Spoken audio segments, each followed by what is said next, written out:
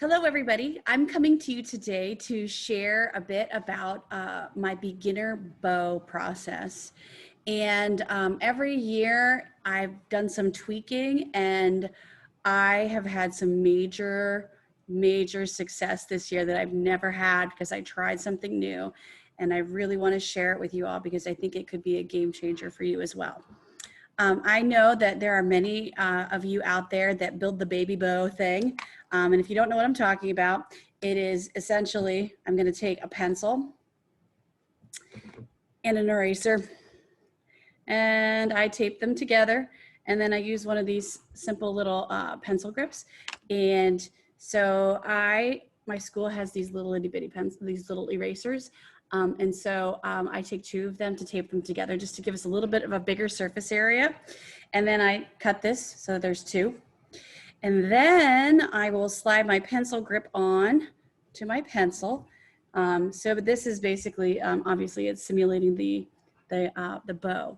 And so this was what I did for a while.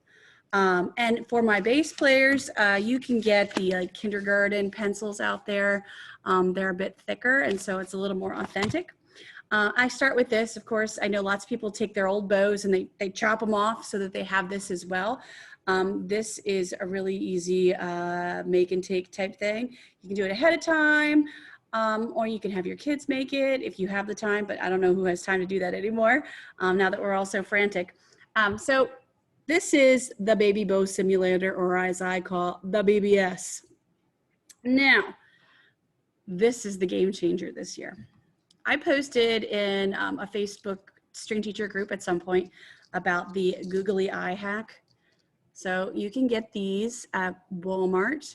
I ordered a bag of like 100 of these from Amazon for like, I want to say 15 or 16 bucks. I'll post links in the description below. But these Googly eyes have been a huge help, and I'll show you. The other thing that has been super helpful is O-rings. This is an O-ring, and you can buy a gajillion of them for super, super cheap. And again, I will post the link to what I use here. Now, all these fun little materials, here's what we're gonna do. First thing we're gonna do is with our bow hand, I take the O-ring and I put it on the first finger up to the knuckle, not past it, but right there. And the reason we do that is because then the students can feel the grip here and they know not to go any further. If this is on the other side, it doesn't work. They can physically feel that. Now, for the googly eyes, if students are a violin player, they will take their googly eyes and put them on their pinky. Now, you have little kids and they've got skinny pinkies. How do we make it not spin around? Well, we're gonna take our rubber band and we're just gonna rubber band these eyes together a little bit closer just to give us a little bit stronger set of eyes. Now, I told this story today and I couldn't believe it. And the students responded so well to this. So here's what the story is. Imagine that you are sitting at the pool and you've got your monster friend sitting with you, and that's this guy over here. Your monster has 4 legs. If you're a violin player or a viola player, 3 of the legs are gonna hang out in the water. And your pinky, he's a little afraid of the cold water. So here's how it's gonna go. Leg number 1, he's got an inner tube because he's a beginner swimmer. So he's just hanging out here. Leg 2 and 3 are in the deep end of the pool if you're a violin or viola player. And if you are, remember leg number 4 is afraid of the water. It's too cold. So he's hanging out here by the edge of the pool. So again, inner tube, deep end, hanging out by the poolside.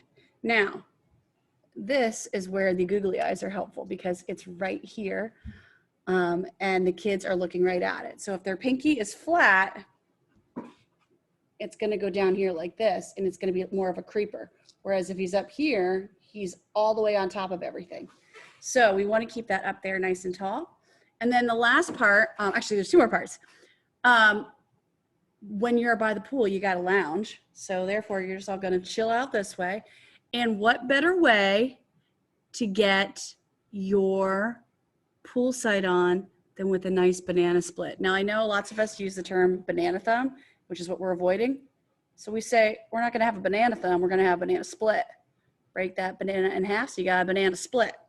Okay, so recap. Four-legged monster, inner tube by the pool, legs in, deep end, water's too cold.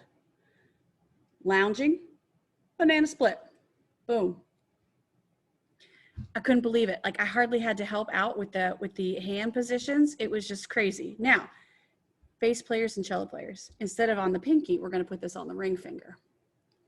And instead of of the two fingers in the deep end, we're going to put, of course, these down here. But it's the same idea because this is going to help us from pronating this way. So when your hand is this direction, the eyes are looking at you. But when they pronate, they go this direction. It's tough to show you that this way, but that's what's happening here with the googly eyes. So four-legged monster sitting by the pool, lounging and eating a banana split with an inner tube, deep end, just sitting poolside. I hope this trick will work out for you.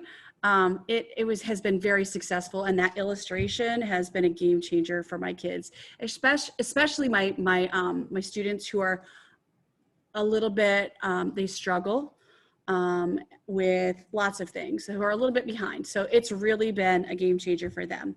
So give it a try and let me know if it works for you.